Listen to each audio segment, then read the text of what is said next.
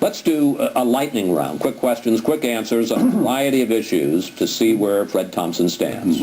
Abortion. Pro-life. Would you like to overturn Roe? We said lightning round now. Well, let's go. If you want more, you can give me another question. I'll work through it with you. Do you want to overturn Roe versus Wade? I think Roe versus Wade was bad law and bad medical science. And the way to address that is through good judges. I don't think the court ought to wake up one day and make new social policy for the country that's contrary to what it's been for the past 200 years. We have a process in this country to do that. Judges shouldn't be doing that. That's what happened in that case. I think it was wrong. Gay rights. Gay rights, I think that we ought to be a tolerant nation. I think we ought to be tolerant people, but we shouldn't set up special categories for anybody. And I'm for the rights of everybody, including gays, but not any special rights. So, gay marriage, you're against? Yes, marriage is between a man and a woman, and I don't believe judges ought to come along and change that.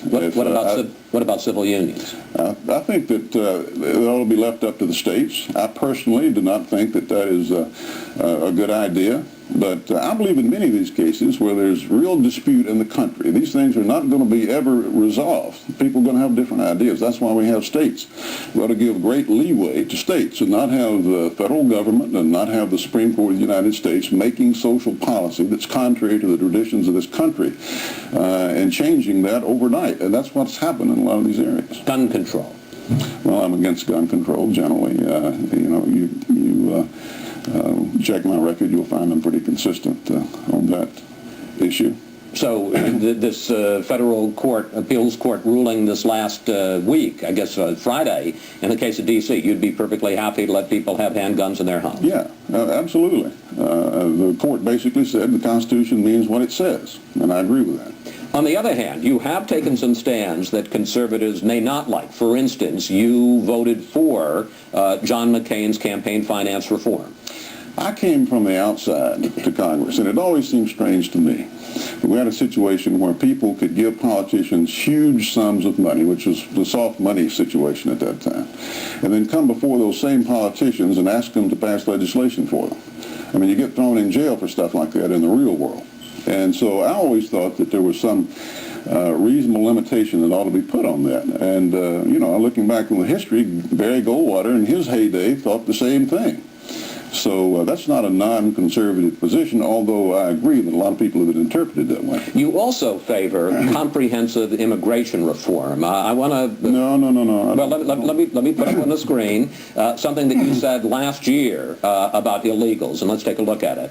You're going to have to, in some way, work out a deal where they can have some aspirations of citizenship, but not make it so easy that it's unfair to the people waiting in line and abiding by the law. Now, you said, look, it's just not realistic that we're going to round up 12 million people and ship them all out of the country. Well, that's true as a general statement. We woke up one day after years of neglect and apparently discovered that we have somewhere between 12 million and 20 million illegal aliens in this country. So it became an impossible situation to deal with. I mean, there's really no good solution.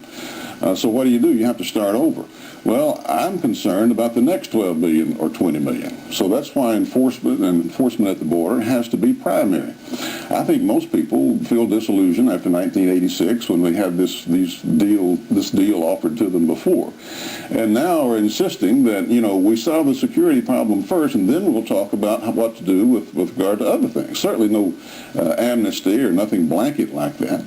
But figure out some way to make some differentiation between the kind of people that we have here. If you have the right kind of policies and you're not encouraging people to come here and encouraging them to stay, once they're here, they'll go back, many of them, of their own volition, instead of having to load up moving vans and rounding people up. That's not going to happen. What would you do now in Iraq? I would do essentially what the president's doing. I know it's not popular right now, but I think we have to look down the road and consider the consequences of where we are.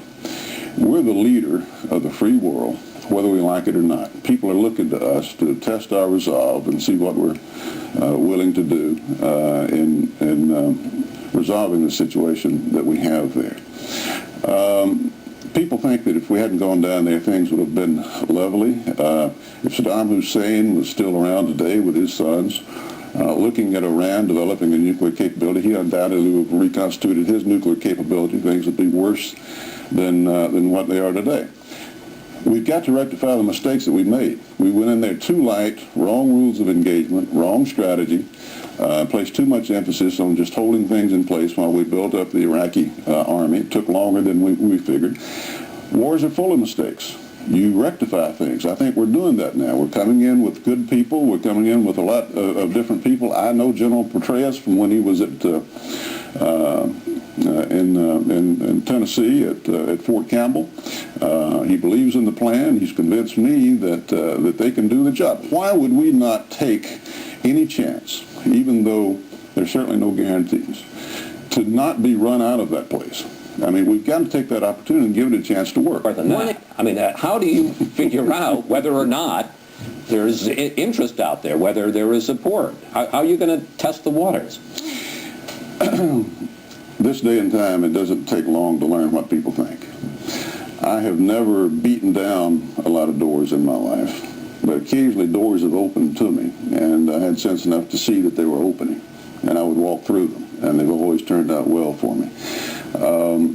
I'm just going to wait and see what happens. As I say, I'm going to have my own thoughts about what's necessary to get the job done, be successful in doing it. I want to see how my colleagues who are on the campaign trail do now, what they say, what they emphasize, what they're addressing, and how successful they are in doing that, and whether or not they can carry the ball in next November, and mainly whether or not they can reach the American people, inspire the American people to do the tough things that we're going to need to do. And if you search your soul, and if you listen to what they're all saying, and it doesn't seem to you that they're catching on, making sense, whatever, then what? Well, I'm going to give it serious consideration.